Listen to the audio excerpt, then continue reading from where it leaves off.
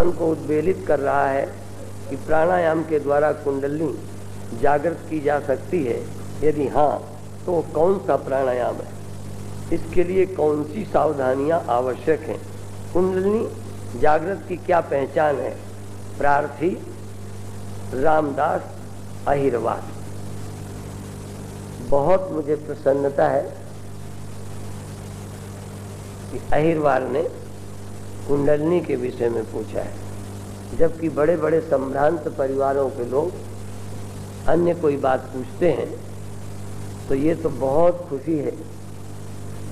लेकिन यदि आपकी इसमें रुचि है तो विधि के बजाय मैं चाहूँगा कि कभी मैं खुद उनको अलग बिठाऊं और उसके द्वारा उनकी कुंडलिनी जागृत की जाए।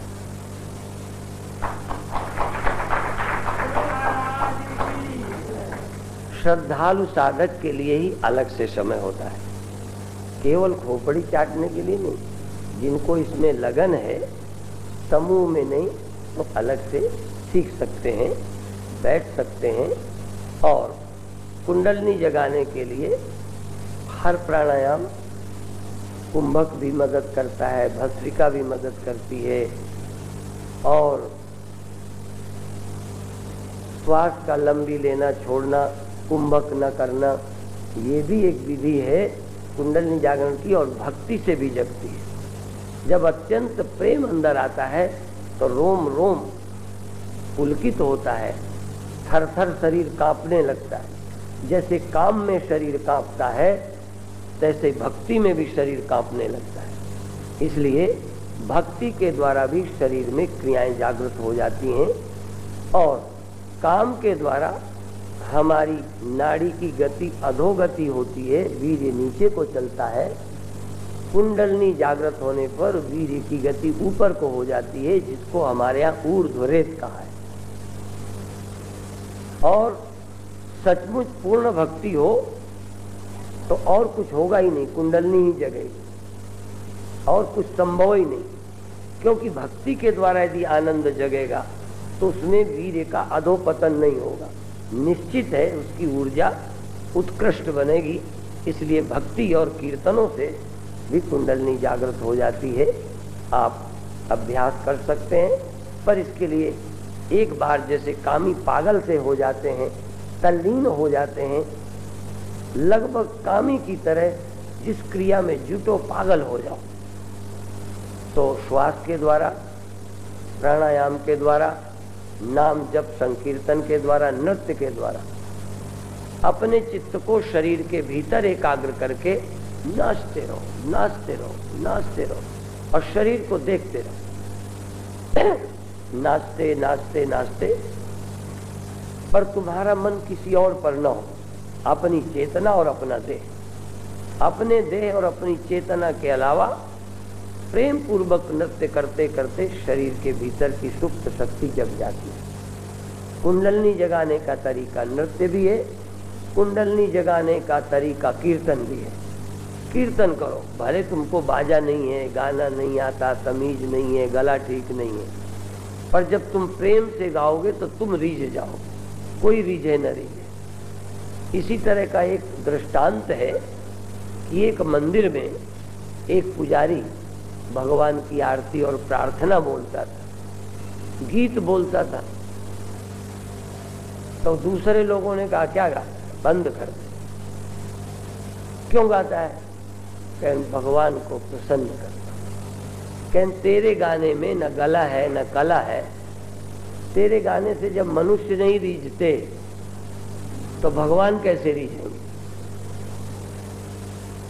तो तुरंत वो पुजारी बोला कि लोग चूंकि गले के भगत हैं, लोग कला के भगत हैं, गले के प्रेमी हैं, स्वरताल जानते हैं। अब से 10-15 साल पहले कोई भी कीर्तन गाता था तो पसंद आता था, पर जब से फिल्मी लोग इतने अच्छे अच्छे गाने गाने लगे, तब से धार्मिक भजन भी अच्छे गायक के बिना चलते ही नहीं। अभी मेरे को भी वो जो हमारे वीडियो कैसेटों का प्रचार करते हैं, कल मुझे कैसेट ले आए कि संकीर्तन से ध्यान करवाओगे क्या? तो मैंने कहा वो कीर्तन मैंने सुना नहीं, सुना होता तो फिर अचानक कैसे होगा ध्यान के समय। तो रख दिया। वो अनुराधा पोरवाल का गाया था। अनुराधा पोरवाल गाएंगे, अनूप जलोटा गाएंगे, अब कोई सूरदास तुलसीदास थोड़ी गाएंगे। अब गानों को भी कलाबाज चाहिए। तो पुजारी ने कहा कि भाई आप मनुष्य हो, आप मेरे इन गुणों को देखते हो इसलिए तुम नहीं रीझते। भगवान मेरा गला नहीं देखते, भगवान मेरा कला नहीं देखते, भगवान मेरा हृदय देखते, इसलिए वो रीझ जाएंगे।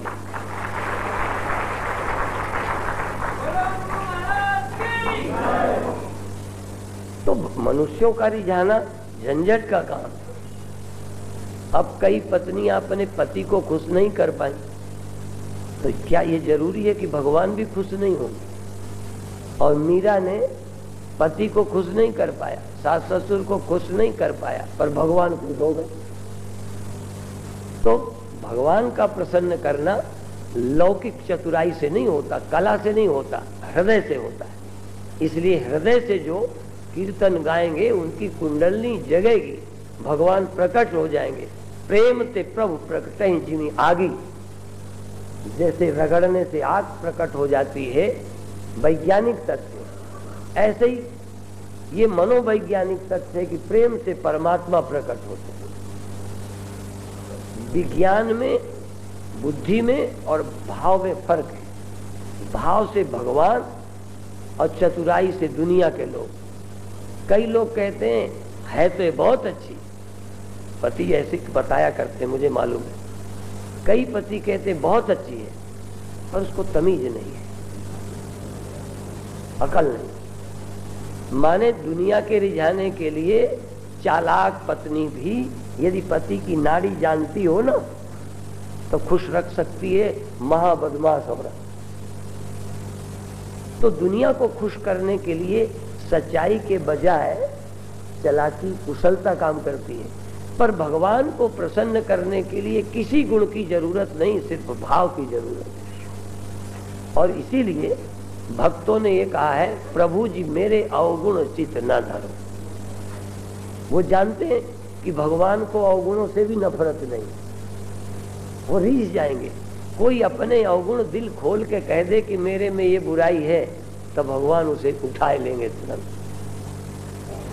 पर जो चालाकी से, बुरे भी हैं छिपाते भी हैं, बस ये कपट। इसलिए रामायण में ये लिखा है, जिनके कपट दंभ नहीं माया, तिनके हृदय बसहु रघुराया। कपट दंभ माया वालों के हृदय में नहीं, पापियों के यहाँ भगवान रह जाते हैं। पाप से भगवान को नफरत नहीं है। यदि अपने आप कोई भगवान को बता दे कि मेरे से ये भूल हुई है, कई बार तो पुलिस वालों को खुद बता दो ना तो छूट जाओ, और तुमने छिपाया तो समझो रगड़े गए। इसलिए आप अपनी कमी भगवान से बता दो। इसीलिए भक्त जितने दुर्गुण नहीं उससे ज्यादा कह दिए। गोस्वामी जी को देखो, अपने दुर्गुण बताते, और रामायण में एक जगह कहते हैं कि जो आपन सब दुर्गुण कहूं, 12 कथा पार नहीं लाऊं, इतने मेरे में दुर्गुण है, तो मैं कहाँ तक कहूँगा? आप समझते हो, इसलिए मैं आपकी कथा करता हूँ, अपने दुर्गुण कहाँ तक कहूँ? मैं तो दुर्गुणों का भंडार हूँ। मेरे अंदर दुर्गुण है, अवगुण है, अवगुण है। गुरुओं ने भी कहा मैं अवगुणिया, मैं अवगुण वाला। ये ज्यादा गुणी क्यों बनते हो? गुण वाले लोग एक तो अकड़ू हो जाते हैं, नखरे वाले होते हैं, अहंकारी हो जाते हैं। इसीलिए हमारे गुरुओं ने कहा कि तप करे, तीर्थ करे, स्नान करे, व्रत करे और मन में गुमान करे। तो मन में गुमान करने से सब चले जाते हैं। गुमान करने से सब निष्फल हो गए। जैसे कुंजर का स्नान, हाथी स्नान करके बाद में क्या करता है? ये गुणी आदमी का एक बहुत बड़ा दुर्गुण है कि गुणी आदमी अभिमानी हो जाता है, तो बराबर हो गया। जितने गुण, सैकड़ों गुण और एक अहंकार का दुर्गुण, सबको चौपट। इसलिए और पापी में यदि चालाक नहीं हो, छल नहीं हो, तो वो अहंकारी नहीं हो सकता। पापी आदमी अहंकारी नहीं हो सकता। पापी तो दीन होता है कि मेरे पास बल भी नहीं, इसीलिए प्रभु जी मेरे अवगुण चित न धर। एक लोहा पूजा में राखत एक घर बधिक पड़ो, और पारस गुण अवगुण न निहारत कंचन करत खरो। वो सोना कर देता है, प्रभु पारस ये बुराई नहीं देखता। और एक नाले में पानी बहता है, एक सुरसरी, पर सब जब उसमें मिल गए, सुरसरी नाम परो, उसका भी नाम सुरसरी हो गया। और प्रभु जी मेरे अवगुण चित न धरो। अंत में कहते हैं कि नहीं मानोगे, यदि मेरे दुर्गुण देखोगे तो तुम्हारा जो नाम पड़ा है क्या सबको बराबर, ये तुम्हारा सर्टिफिकेट, तुम पापियों के तारने वाले हो, करुणा सागर हो, ये तुम्हारी सनद प्रमाण पत्र यही बर्बाद हो जाएगा। लोग कहेंगे भगवान भी सबका नहीं। इसलिए अब पापी लोग ऐसा गा के मस्त हो जाते। तो आप गुणगान गाओ, हृदय पुलकित करो। हृदय का पुलकित करना ही साधनाओं में साधना है।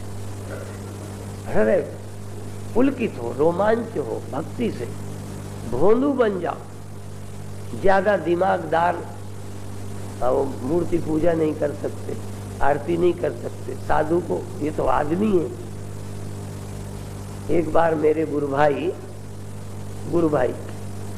पुराने जमाने के बीए थे, अब उनका शरीर नहीं रहा, तो पहले तो अपनी पत्नी को ड्राइवर छोड़ने, उनकी पत्नी को ड्राइवर छोड़ने जाता था, खुद कभी नहीं जाते थे। संतों से इतनी दूरी, क्लब, शराब, मांस, अंडा और सब कुछ, दुर्गुणों के भंडार। एक दिन ड्राइवर बीमार हो गया तो एक दिन छोड़ आए, फिर ले आए, चले आए, 1 घंटे बाद जाके ले आए। दूसरे दिन भी ड्राइवर बीमार था तो छोड़ने गए, सोचा लौट के जाऊं फिर आऊं। उस दिन खुद बैठ गए, अच्छा लग गया, संत बन गए, सन्यासी बन गए, जीवन धन्य कर लिया। तो एक दिन गुरुदेव का चरणामृत ले रहे थे। बीए उस जमाने का, रेलवे विभाग का टिकट कलेक्टर रह चुका, और मैच और खेलने में बड़ा अच्छा सीना, खिलाड़ी रहा और सब। अब इतना बड़ा पढ़ा लिखा आदमी स्वामी जी के पैर धो के पी रहा था। तो एक आदमी ने कहा, कहता है तुमको घृणा नहीं लगती, पढ़े लिखे होकर ये चरणामृत पीते हो, कोई पीने की चीज? तो बहुत अश्लील बात कही। उन्होंने कहा तुम कई कामी लोग मुंह पे मुंह लगाते हैं, झूठ लगाते हैं। तो एकदम कहने लगे कि तुमको घृणा नहीं होती? यदि प्रेम और काम के कारण तुम्हें वहां घृणा नहीं होती, तो श्रद्धा के कारण मुझे गुरुदेव के चरण नमस्ते।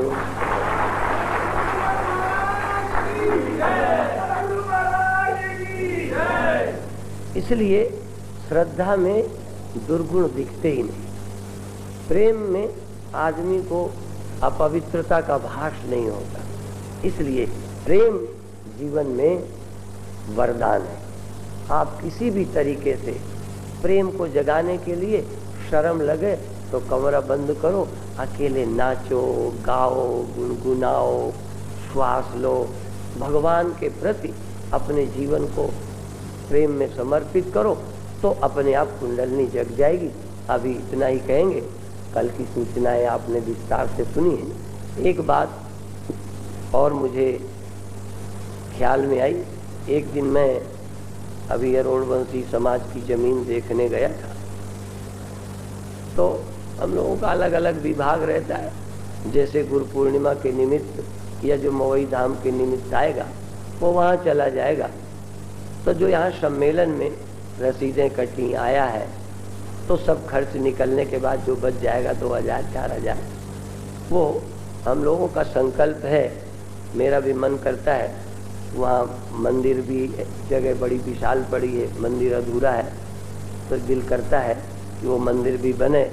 और इसलिए भी ये चाहता हूँ कि सम्मेलन से पत्र पुष्प उसमें लगें कि औरों लोगों का भी दिल करे कि जब ये सम्मेलन का हिस्सा स्वामी जी देने को तैयार हैं, स्वामी जी की आज्ञा है, तो और लोग भी अपने हिस्से को उस मंदिर में लगाएं। ऐसा रोडवंशी समाज से भी हमारी अपेक्षा है। इतना ही कहकर अभी समाप्त करते हैं। कल सुबह का भी जल्दी होगा और कल शाम का भी जल्दी होगा, जिससे शाम का प्रसाद आप ठीक समय पर ग्रहण कर सकें।